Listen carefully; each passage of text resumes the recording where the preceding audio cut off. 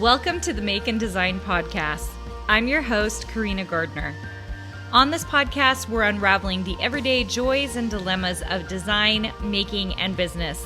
For makers who want to be designers and for designers who are makers, this is your inside scoop to help you grow your business and bring more creativity to your life. Hey guys, welcome to the podcast today. Today I'm deviating from my normal talking about certain things happening in my design business, and I'm kind of taking a blast from the past, and I want to talk to you guys about some things that actually comes out of having a Ph.D. in design. So crazy enough, most people don't understand that if you have a Ph.D. in design, usually you had to do some kind of either quantitative or qualitative work. And for me, it was quantitative. I ran a bunch of t-tests. We ran a series of experiments on design and short-term memory. I was very into short-term memory, understanding, especially logo design and understanding of how much the brain could retain. So extremely boring stuff, but I came up with lots of great stuff. And had I decided to stay in that research portion of design, I would have had at this point a tremendous amount of work around the psychology and everything happening to designers or to human beings as we had visual cues for things. Okay, so it's probably a little bit boring for you, but it reminded me of the topic I wanted to talk today about, which is how designers need to use icons to their best ability. Now, what do I mean by that? So if you are in Design Suite, you know I have a lesson on Gestalt theory. I love Gestalt theory because I think it's very important. So for those of you who are not in Design Suite, let me just give you one little snippet from that.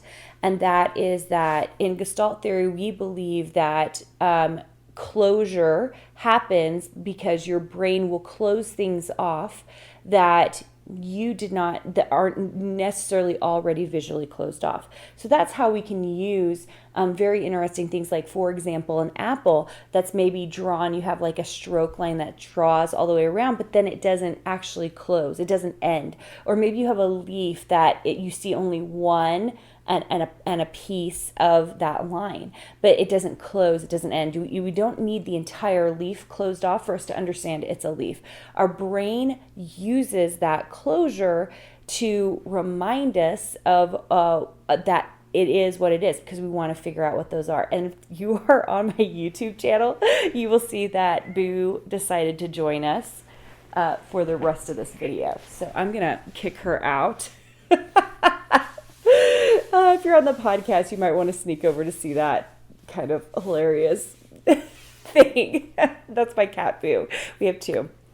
Anyway, where was I going with this? Oh, okay, closure. So here is the thing. As designers, one of the things we have to do is we're not looking for realistic things.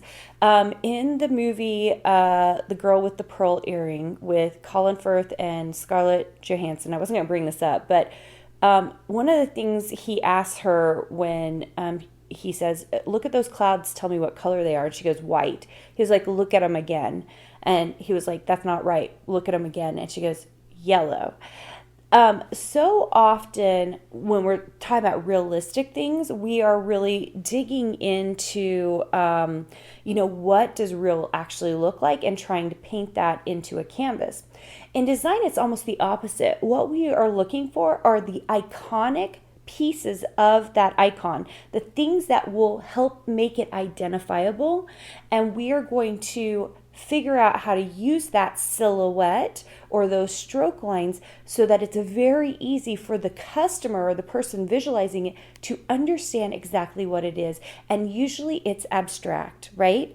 Apples aren't always, when I think about an apple, it's usually two bumps on the top and two bumps at the bottom, and maybe a little stem and maybe a little leaf. Apples do not look like that when you get it from the grocery store, right? When you go to the grocery store, every apple's a little different. The bumps aren't exactly perfectly, aligned. They're not symmetrical. And it doesn't look like the perfect icon or silhouette that we will create for an apple.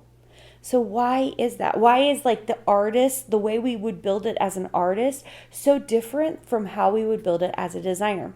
In design, because we have way fewer stroke lines, for a painter, they're going to paint the whole thing out and they get lots of color, they get lots of variation.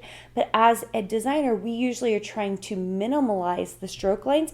Because we have that, we have to choose the best strokes that will allow whoever's seeing it to visually be cued and understand the icon that they're seeing.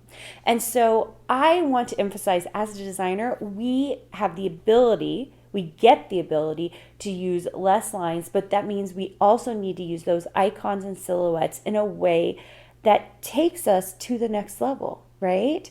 We need to be thinking about how can we use these stroke lines, because sometimes it'll be like 3, like you've got 3 lines and it represents something. A panda bear, it represents a jar, it represents a TV. Talk about hard, right? A rectangle. And that's why very often you see an iconic older TV, because it has more things going on with it. The antenna, the buttons, maybe the speaker coming out of it, because it's a little bit easier to create. Same with phones, right? An iPhone versus an old school phone. So we need to be using icons and thinking about how to use them in a way that is a visual cue.